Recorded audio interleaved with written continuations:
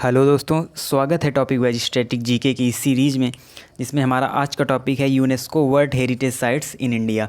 तो पिछले लेक्चर में हमने इसका पार्ट 1 पढ़ा था, जिसमें हमने 38 में से 21 यानी 21 साइट्स के बारे में जाना था। और आज हम उसका पार्ट 2 और आखिरी पार्ट, जिसमें हम बची हुई जो हमारी 17 साइट्स हैं उनके बारे में डिटेल से जानेंगे विद इमेजेस। तो चलिए देखते हैं। तो आज का जो हमारा आज की जो हमारी पहली साइट्स है वो है काजीरंगा नेशनल पार्क। ये असम में है और 1985 में इसको वर्ल्ड हेरिटेज साइट्स में शामिल किया गया था। तो दोस्तों, अब जो हमारी जो 6 साइट्स आएंगी वे पूरी तरह नेचुरल साइट्स हैं, यानी ये कहीं ना कहीं नेशनल पार्क हैं और राष्ट्रीय उद्यान है हमारे। तो इनको किसी के द्वारा बनाया नहीं गया, ये प्राकृतिक रूप से निर्मित हैं, जिनको संरक्षित किया गया है और वर्ल्ड हेरिटेज साइट्स में शामिल किया गया है। तो अगर आप नेचर लवर हैं तो ज़रूर जाइएगा इन स्थानों पर, क्योंकि यहाँ पर आपको विभिन्न प्रकार की जो प्रकृति की सुंदरता है और जैव विविधता है वो आपको यहाँ पर देखने को मिलेगी, और विभिन्न प्रकार के जीव जंतु भी आप यहाँ पर देख सकते हैं। तो बहुत ही अच्छा व्यू यहाँ पर दिखाई देता है दोस्तों, तो ज़रूर जाइएगा। और यहाँ पर एक सींग वाले गैंडे के लिए ये प्रसिद्ध है, और यहाँ पर एक सींग वाला गैंडा पाया जाता है। ये आप देख सकते हैं, ये है एक सींग वाला गैंडा, और ये हमारा काजीरंगा नेशनल पार्क है। और यहाँ पर बहुत सी प्रजातियाँ पाई जाती हैं, असम में स्थित है। और वैसे भी हमारा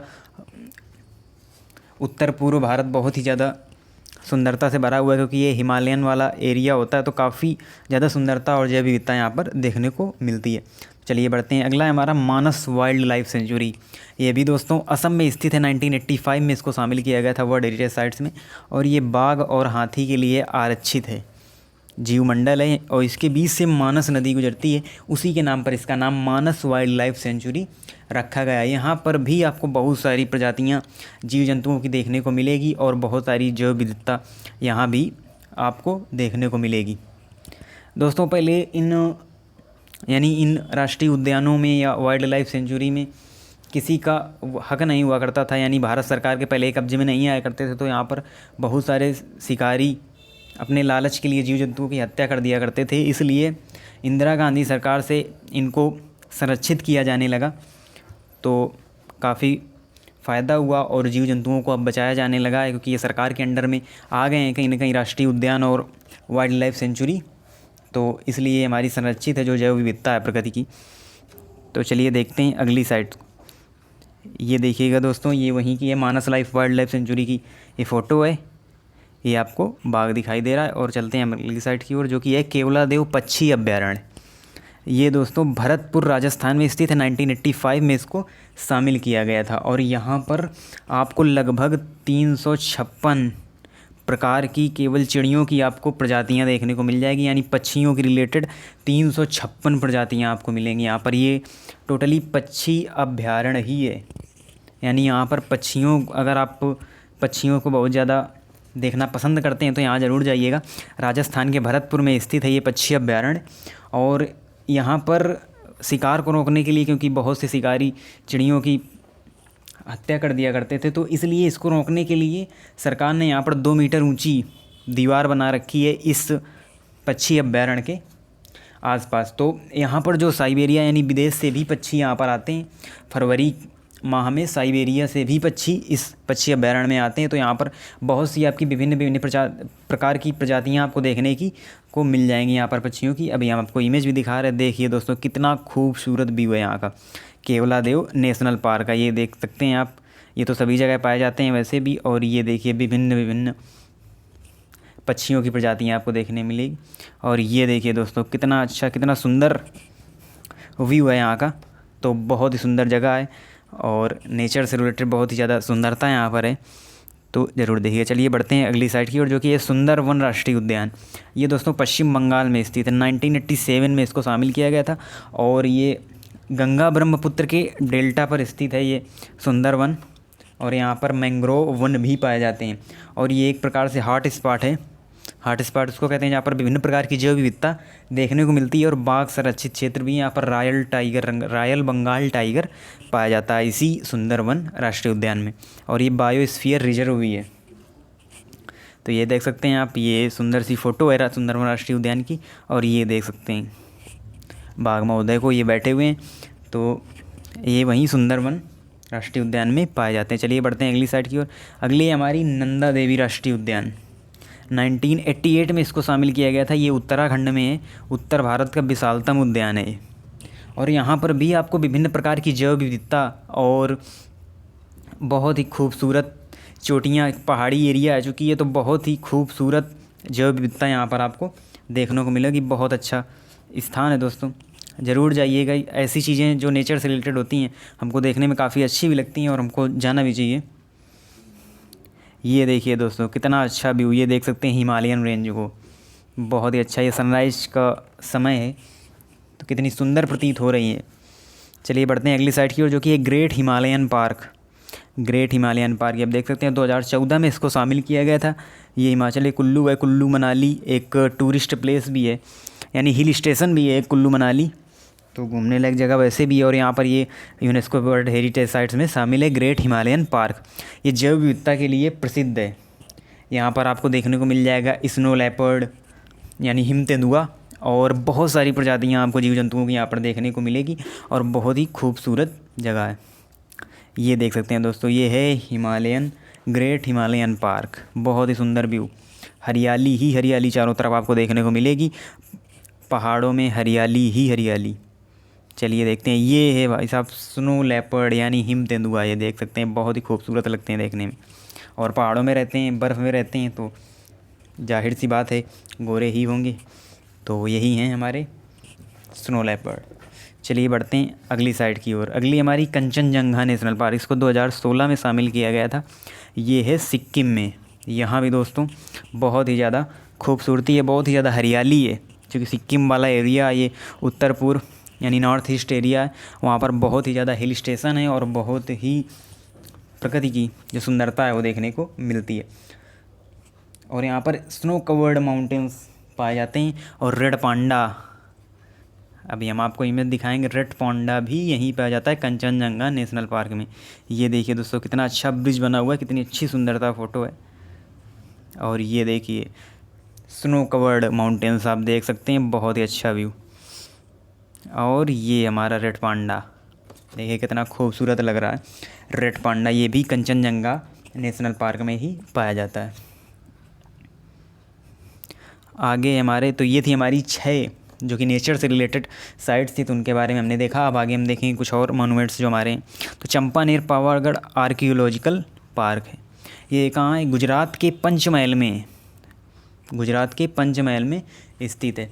और ये जो एक शहर स्थित है ये पावागढ़ की पहाड़ियों के बीच स्थित है, तब इसका नाम है चंपानेर पावागढ़ आर्कियोलॉजिकल पार्क। ये पावागढ़ की आसपास से पहाड़ियाँ हैं, उनके बीच में बसा हुआ है चंपानेर शहर है। और यहाँ पर आपको मंदिर भी मिलेंगे, मस्जिद भी मिलेंगी और किले भी मिलेंगे यहाँ पर। तो मंदिर, मस्जिद, किले सभी यहाँ पर बने हुए हैं। और ऐसा कहा जाता है कि यहाँ पर पांडव भी आए थे, यानी ये महाभारत काल से रिलेटेड स्थान है। बहुत ही अच्छा स्थान है, खूबसूरत स्थान है, पहाड़ियों से घिरा हुआ एक एरिया है, तो एक घूमने लायक स्थान है, पर्यटक स्थल भी है। यहाँ आप जाइएगा, मगर गर्मियों में नहीं जाइएगा, क्योंकि जब गर्मी होती है तो ये जो स्टोन होते हैं ये काफ़ी हीट जनरेट करते हैं, तो गर्मियों में आपको काफ़ी दिक्कत होगी। तो इसलिए आप अक्टूबर से अप्रैल तक यहाँ पर जा सकते हैं और घूम सकते हैं।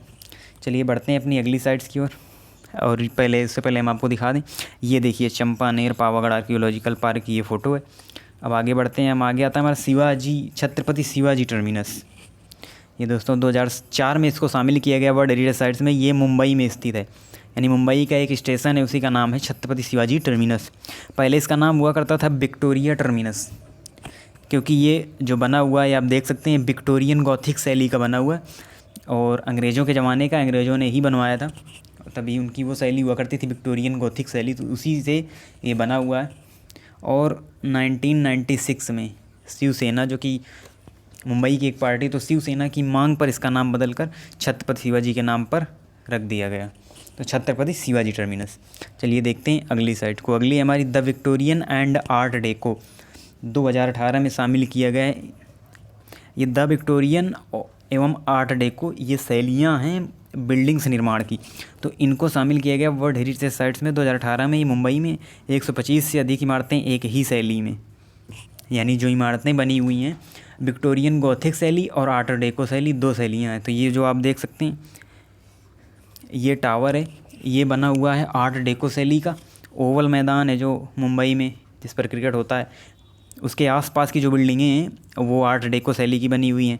और मरीन ड्राइव के किनारे, जो मरीन ड्राइव है मुंबई में, उसके किनारे भी जो आपको मिलेंगी बिल्डिंग्स वो सभी आर्ट डेको शैली की बनी हुई हैं। और इरोज सिनेमा भी आगे आपको दिखाएंगे, वो भी आर्ट डेको शैली का बना हुआ है। ये बिल्डिंग आप देख सकते हैं विक्टोरियन गॉथिक शैली की बनी हुई आपको मिलेगी। ये देख सकते हैं, ये है इरोज सिनेमा आर्ट डेको शैली का। और ये है बॉम्बे हाई कोर्ट, ये बना है विक्टोरियन गॉथिक शैली का। तो इस प्रकार से अब आगे हम बढ़ते हैं अगली साइट की ओर, जो कि है ली कार्बूसियर। ये कोई साइट नहीं है दोस्तों, इन्होंने जो निर्माण किया है यानी आर्किटेक्चर, ये बहुत बड़े एक मॉडर्न आर्किटेक्चर थे ली कार्बूसियर, जो फ्रांस से रिलेट करते थे। और इन्होंने 7 देशों में काम किया है। बहुत ही उत्तम क्वालिटी के यानी कह सकते हैं ये बिल्डिंग्स डिज़ाइन करते थे, यानी बहुत बड़े आर्किटेक्चर थे। चंडीगढ़ व अहमदाबाद में पंडित जवाहरलाल नेहरू ने इनको बुलाया कि आप आइए और हमारे यहाँ भी कुछ बिल्डिंग्स को डिज़ाइन कीजिए। तो चंडीगढ़ व अहमदाबाद में जो नई बिल्डिंग्स बनाई गई हैं वो ली कार्बूसियर ने ही डिज़ाइन की थी। अभी हम आगे आपको पिक दिखाएंगे। तो चंडीगढ़ में मेन इन्होंने जो बिल्डिंग्स बनाई हैं उनको वर्ल्ड हेरिटेज साइट्स में शामिल किया गया है। तो अभी हम आगे देखेंगे। ये देखिए दोस्तों, इनकी जो कला थी आर्किटेक्चर की, तो ये देखिए दीवारों पर ये वो नहीं करते थे, ये पिलर्स के सहारे एक घर को खड़ा करते थे। ये विंडो एक अलग ही शैली को इन्होंने अपनाया और बहुत ही अच्छा इनका डिज़ाइन हुआ करता था। बहुत ही अच्छे आर्किटेक्चर थे। आप देख सकते हैं घरों में कितना अच्छा सुंदर व्यू आ रहा है घर का। और ये रूफ़ गार्डन पर भी काफ़ी जोर देते हैं, रूफ़ गार्डन भी ये डिज़ाइन करते थे। ये देख सकते हैं आप दोस्तों, ये है चंडीगढ़ हाई कोर्ट। ये देखिए उसके सामने एक झील भी इन्होंने बनवाई थी, इसको ली कार्बूसियर द्वारा ही डिज़ाइन किया गया था। ये देख सकते हैं बहुत ही खूबसूरत बिल्डिंग्स बनवाई। चलिए बढ़ते हैं अगली साइट की ओर, जो कि है पश्चिमी घाट। 2012 में इसको वर्ल्ड हेरिटेज साइट्स में शामिल किया गया। पश्चिमी घाट ये गुजरात से लेकर गुजरात, महाराष्ट्र, गोवा, कर्नाटक, केरल, तमिलनाडु, पूरा जो हम वेस्टर्न रीजन लेते हैं तो पूरा जो फैला हुआ, तो पश्चिमी घाट ही वहाँ पर फैले हुए हैं। और जैव विविधता का सबसे बड़ा हॉट स्पॉट माना जाता है पश्चिमी घाट को, यानी बहुत सारी जैव विविधता यहाँ पर आपको देखने को मिलती है। और ये एक पहाड़ी रीजन है जो स्टार्ट होता है गुजरात से, फिर गुजरात, महाराष्ट्र, गोवा, कर्नाटक, केरल, तमिलनाडु तक आता है। ये पूरा पश्चिमी घाट का ही रीजन है। और साइलेंट वैली और बहुत सारे टूरिस्ट प्लेस हैं जो वो पश्चिमी घाट पर ही स्थित हैं। ये देखिए दोस्तों कितना सुंदर व्यू, ये ट्रेन की पटरी बनी हुई है और ये देखिए ट्रेन जा रही है। कितना सुंदर व्यू आता है पश्चिमी घाट। बहुत ही खूबसूरत स्थान है, बहुत ही ज़्यादा हरियाली है इस रीजन में। तो चलिए बढ़ते हैं अगले साइट्स की ओर, जो कि राजस्थान के पहाड़ी किले। तो राजस्थान जो कि जहाँ पर बहुत से फोर्ट, राजपूतों का शासन हुआ करता था, तो यहाँ पर बहुत से फोर्ट बनवाए गए हैं राजपूतों द्वारा। तो उनमें से कुल 6 को 2013 में शामिल किया गया वर्ल्ड हेरिटेज साइट्स में। और राजस्थान के शहर जैसे जयपुर है उसको भी वर्ल्ड हेरिटेज साइट्स में शामिल किया गया। तो उसके बारे में अभी आपको आगे बताएंगे। पहले देखते हैं इन किलों के बारे में। तो ये दो चित्तौड़गढ़, कुंभलगढ़, रणथंभौर। ये जो चित्तौड़गढ़ किला है दोस्तों, इसमें 20 किलोमीटर लंबी दीवार बनी थी। आमने मतलब आसपास से एक दीवार थी और बीच में एक किला बना हुआ था। काफ़ी सुरक्षित किला इसको माना जाता है। और ये जो कुंभलगढ़ का किला है ये अजेय किला है, यानी इसको कोई जीत नहीं सका। राणा प्रताप का जन्म, महाराणा प्रताप का जन्म भी इसी किले में हुआ था। और रणथंभौर हमारा गागरौन है। आमेर दुर्ग, आमेर दुर्ग में ही अकबर का सेनापति मानसिंह इसी दुर्ग में रहा करता था। और जैसलमेर इसको लिविंग फोर्ट कहा जाता है, यानी इस किले के अंदर आबादी रहती है, यानी शहर की आबादी जैसलमेर की इस किले के अंदर निवास करती है, इसलिए इसे लिविंग फोर्ट कहा जाता है। हम आगे आपको इमेज भी दिखाएंगे। ये है दोस्तों चित्तौड़गढ़ का किला। ये आप देख सकते हैं कितना ही खूबसूरत और कितना विशाल किला ये बना हुआ है। ये देखिए दोस्तों, ये है कुंभलगढ़ का किला। देखिए कितना विशाल और कितनी ऊंचाई पर बने हुए किले हैं। अब आ गए हैं, ये है जैसलमेर का किला। ये देखिए दोस्तों, ये लिविंग फोर्ट कहा जाता है। ये जनसंख्या, ये बिल्डिंग्स बनी हुई हैं, तो सभी लोग यहाँ पर रहते हैं, इसलिए इसको लिविंग फोर्ट कहा जाता है। और ये आता है आमेर का दुर्ग, पहाड़ियों से घिरा हुआ। अरावली पर्वत श्रेणी यहाँ पर पाई जाती है, उससे घिरे हुए ये काफ़ी फ़ोर्ट बने हुए हैं। बहुत सारे फ़ोर्ट हैं देखने लायक, तो आप ज़रूर जाइए अगर आप देखने के शौकीन है फोर्ट, किले राजपूतों शासन के, तो ज़रूर जाइएगा। चलिए बढ़ते हैं अपने अगली साइट की ओर, जो कि है पर्वतीय रेलवे। तो इन पर्वतीय रेलवों में से 3 को, यानी दार्जिलिंग हिमालयन रेलवे को 1999 में शामिल किया गया, और ये पश्चिम बंगाल में है। यानी दार्जिलिंग एक हिल स्टेशन भी है, तो ये पश्चिम बंगाल में स्थित है। तो ये जो दार्जिलिंग हिमालयन रेलवे है, तो यहाँ पर 88 किलोमीटर का ये वे है, यानी जो गेज है, जो पटरी है, वो 88 किलोमीटर लंबी है। सिलीगुड़ी से दार्जिलिंग तक जाती है ये ट्रेन, और इसमें 8 से 9 घंटे का समय लेती है ये, चूँकि ये टॉय ट्रेन होती है, धीरे धीरे चलती है। और इसके आसपास, यानी इस ट्रेन से आप आसपास का बहुत ही सुंदर, यानी जो नेचुरल ब्यूटी है वो आप देख सकते हैं, बहुत ही अच्छी है। अभी हम आगे आपको पिक में दिखाएंगे। ये देखिए दोस्तों, ये है हमारा दार्जिलिंग हिमालयन रेलवे, यानी सिलीगुड़ी से दार्जिलिंग तक। ये देखिए कितने अच्छे पहाड़ और यहाँ पर नेचुरल ब्यूटी आप देख सकते हैं। तो ये ट्रेन हमारी काफ़ी मोड़ों, काफ़ी बहुत से ब्रिज, टनल को पार करते हुए ट्रेनें जाती हैं, मतलब ये ट्रेन जाती है। तो इसीलिए इसको वर्ल्ड हेरिटेज साइट्स में शामिल किया गया। बहुत ही जैव विविधता आप ट्रेन से बैठे बैठे देख सकते हैं। और अगर बारिश का सीज़न है तो फिर और 4 चांद लग जाएंगे इसकी खूबसूरती में। चलिए दूसरा हम जो देखते हैं वो कालका शिमला रेलवे, इसको भी वर्ल्ड हेरिटेज साइट्स में शामिल किया गया। ये 96 किलोमीटर, यानी 96 किलोमीटर का ये रास्ता है। 2008 में इसको शामिल किया गया वर्ल्ड हेरिटेज साइट्स में। ये हिमाचल प्रदेश में, और ये ट्रेन है शिमला टू कालका जाती है। जो ट्रेन है उसको कालका शिमला रेलवे कहते हैं, और बहुत से ब्रिज, टनल्स को पार करते हुए इससे भी आप ब्यूटी देख सकते हैं। और अगर यानी जाड़े के मौसम में यदि आप जा रहे हैं तो आपको यहाँ पर स्नो कवर्ड ट्रीज़ मिलेंगे, यानी जो पेड़ पौधों पर जब बर्फ़ गिरती है तो वो एक अलग ही व्यू आता है। ये देखिए दोस्तों, ये है कालका शिमला रेलवे, कितना सुंदर व्यू आ रहा है। ये सर्दियों के समय की फ़ोटो है। ये ट्रेन कर्व कर रही है और ये आप देख सकते हैं बर्फ़ किस तरह पेड़ों पर जमी हुई, तो बहुत ही सुंदर व्यू आता है इसका। चलिए हम देखते हैं अगला अपना नीलगिरी पर्वत रेलवे।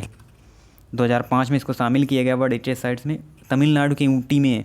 ऊटी एक हिल स्टेशन भी है, ऊटी हिल स्टेशन है, तो वहीं तक ये ट्रेन आपको पहुंचाएगी।